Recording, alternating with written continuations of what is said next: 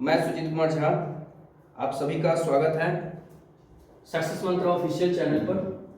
आज जो है हम लोग न्यू चैप्टर जो है जीव जनन कैसे करते हैं, इस चैप्टर को पूरे टोटली ऑब्जेक्टिव को हम लोग क्लियर करेंगे। चलिए देरी ना करते हुए हम लोग स्टार्ट करते हैं। पुष्प का कौन सा भाग परागकण बनाता है? तो पुष्प पूछ रहा है, ये आज चैप्टर जो है इसको मैंने पढ़ाया भी है कि पुष्प का कौन सा भाग जो है परागकण बनाता है। तो परागकण बनाने वाला कौन होता है? पुंकेसर। ऑप्शन नंबर सी हो जाएगा। दूसरा क्वेश्चन वेरी इंपॉर्टेंट कीजिए। दूसरा क्वेश्चन जो है आपको क्या कहता है कि शुक्राणु का निर्माण कहाँ होता है? शुक्राणु का निर्माण, तो शुक्राणु का निर्माण वृषण में होता है। ऑप्शन ए ही हो जाएगा, वृषण में ही होता है, क्योंकि ये सभी जो है आपको ये दोनों भाग तो लेडीज का यानी स्त्री का होता है, मादा का होता है। तो यहाँ पे आपका इसका आंसर हो जाएगा वृषण हो जाएगा। लिंग सूत्र का पूर्ण जोड़ा पाया जाता है। लिंग सूत्र का पूर्ण जोड़ा, तो पूर्ण जोड़ा जो है कहाँ पाया जाता है? पुरुष में, स्त्री में, पुरुष और स्त्री दोनों में कि किसी में नहीं। तो यहाँ पे ऑप्शन आपका बी हो जाएगा। ऑप्शन नंबर जो है बी होगा, स्त्री में होगा। उसके बाद आपका नेक्स्ट जो है 4 नंबर क्वेश्चन कहता है कि पुष्प का कौन सा भाग फल बनाता है या फल बनता है? तो परागकोश, वर्तिका और वर्तिका या अंडाशय? तो अंडाशय ही जो है ना फल बनाता है। नेक्स्ट क्वेश्चन कहता है अलैंगिक जनन जो है, अलैंगिक जनन मुकुलन विधि के द्वारा होता है। तो किस में होता है मुकुलन विधि के द्वारा? ईस्ट में होता है, क्योंकि अमीबा में क्या होता है? द्विखंडन विधि होता है ना। तो इसमें आपका क्या हो जाएगा? ईस्ट में हो जाएगा। ऑप्शन नंबर बी हो जाएगा। 6 नंबर क्वेश्चन कहता है, 6 नंबर में क्या कहता है? 6 नंबर में कहता है कि मानव जो है मादा के जनन तंत्र पूछ रहा है कि जनन तंत्र का भाग नहीं है। यहाँ ध्यान दीजिएगा, नहीं है पूछ रहा है। तो नहीं है यानी कि इसमें देखिए मानव मादा का पूछ रहा है, तो मादा का पूछ रहा है, तो अंडाशय तो मादा का है, गर्भाशय मादा का है यानी फीमेल का है। यहाँ पे डिंबवाहिनी, तो डिंबवाहिनी भी मादा का ही है, लेकिन पूछ रहा है भाग नहीं है, तो शुक्रवाहिका, क्योंकि ये तो नर का है, तो शुक्रवाहिका ऑप्शन नंबर सी हो जाएगा। उसके बाद कहता है प्लेनेरिया में क्या होता है? प्लेनेरिया में जो है आपको पुनरुद्भवन होता है या आपको जो है यहाँ पे ऑप्शन देखिएगा मुकुलन होता है, खंडन होता है या कृत्रिम विधियां होती है? तो मुकुलन होता है। ऑप्शन नंबर बी हो जाएगा, है ना। उसके बाद जो है आपको कह रहा है मानव जनन अंग किस आयु में परिपक्व और क्रियाशील होता है? तो मानव जनन अंग, तो जनन अंग पूछ रहा है, तो यहाँ पर जो है किस आयु में परिपक्व और क्रियाशील होता है?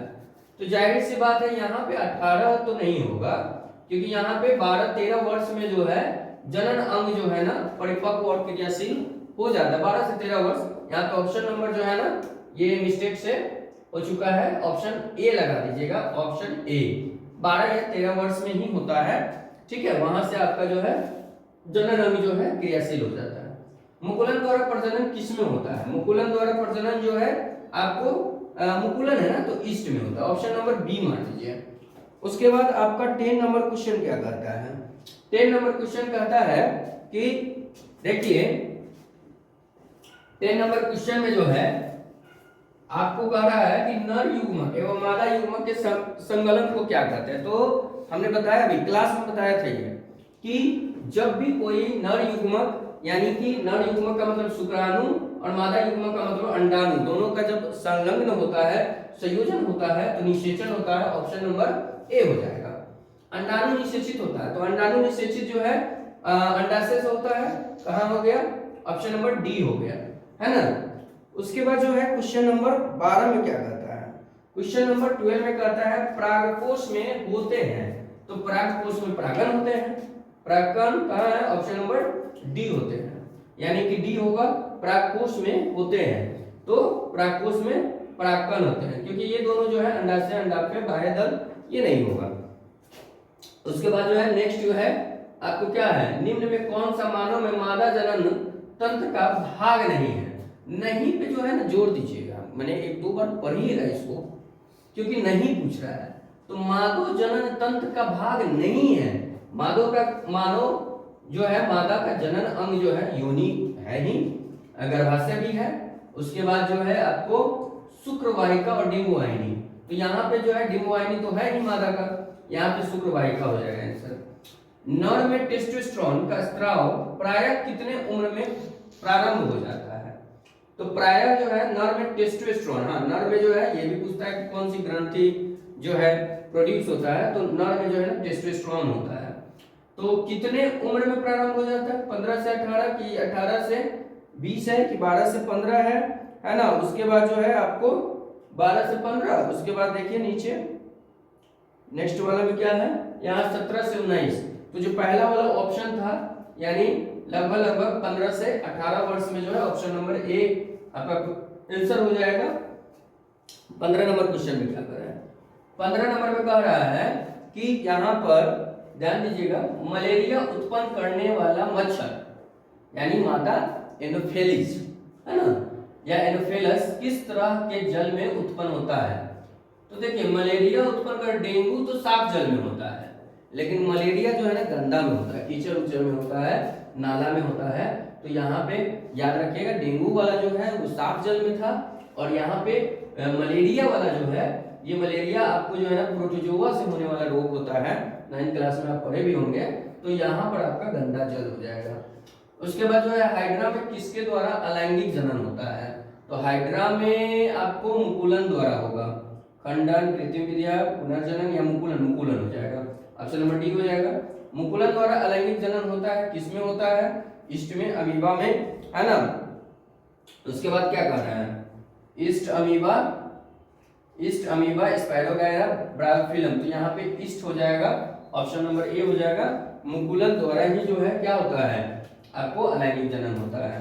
80 नंबर क्वेश्चन क्या कहता है? 80 नंबर क्वेश्चन कहता है कि जो पुष्पी पौधे में लैंगिक जनन किसके द्वारा होते हैं?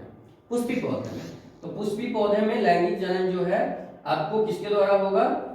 पुष्पी पौधे में लैंगिक जनन है ना फूलों के द्वारा, तो फूलों के द्वारा ही जो है आपको क्या होगा?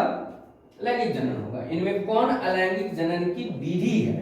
कौन अलैंगिक जनन की विधि है? तो देखिए अलैंगिक जनन का मतलब पहले समझ लीजिए। अलैंगिक जनन का मतलब जो होता है कि इसमें जो है आपको नर और मादा युग्मक भाग नहीं लेते हैं, ठीक है।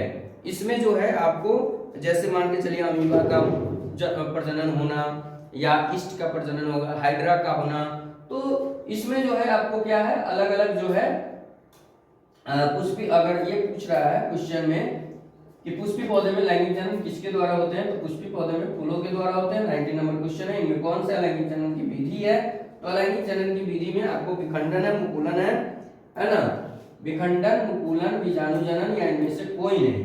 तो अलैंगिक जनन की विधि पूछ रहा है, तो अलैंगिक जनन की विधि जो है इनमें से कोई नहीं, ये आपका जो है मिस्टेक किया हुआ है, इनमें से सभी लिखना चाहिए था इसको, क्योंकि बीजाणु जनन, मुकुलन, विखंडन ये सब अलैंगिक जनन का ही ना, तो इनमें से सभी लिख दीजिएगा, इनमें से सभी। ओके, चलिए इसको ध्यान रखिएगा क्योंकि ये सभी अलैंगिक जनन का ही पार्ट है ना, विखंडन, मुकुलन, बीजाणु जनन। ओके, नेक्स्ट हम लोग जो है 20 नंबर में देखते हैं डेंगू उत्पन्न करने वाले मच्छर जो है वो किसमें जो है, कोई क्वेश्चन जो है ना 2 बार रिपीट हो चुका है। तो डेंगू वाला जो है उत्पन्न करने वाला जो है ये आपको साफ जल में हो पाएगा, तो साफ जल यहाँ पे लिख दीजिएगा, ऑप्शन नंबर ए हो जाएगा, ठीक है। तो ये 20 तक जो है आपका ये क्वेश्चन कंप्लीट हो चुका है पूरे जनन चैप्टर का। और अगर आप लोग लाइक नहीं कर रहे हैं, सब्सक्राइब नहीं कर रहे हैं तो बिल्कुल कीजिए, और नोटिफिकेशन जो है आपको 7 बजे जो है आप बिल्कुल जो है कंटिन्यू कीजिए। और ये लगभग जो है फरवरी में 5 से 10 फरवरी तक के बीच में आपका खत्म हो जाएगा पूरे totally objective math, science, social science जो भी है, और कंटिन्यू जो है। और अगर आप इसको जो है दोस्तों के साथ भी शेयर कीजिए, तभी जाके जो है हम लोग थोड़ा सा मोटिवेट हो पाएंगे, क्योंकि फ्री में आप लोग को चीज़ दे रहे हैं, तो जाहिर सी बात है कि थोड़ा सा सब्सक्राइब कीजिए और उसके बाद शेयर भी कीजिए। चलिए, thank you so much. Okay ji.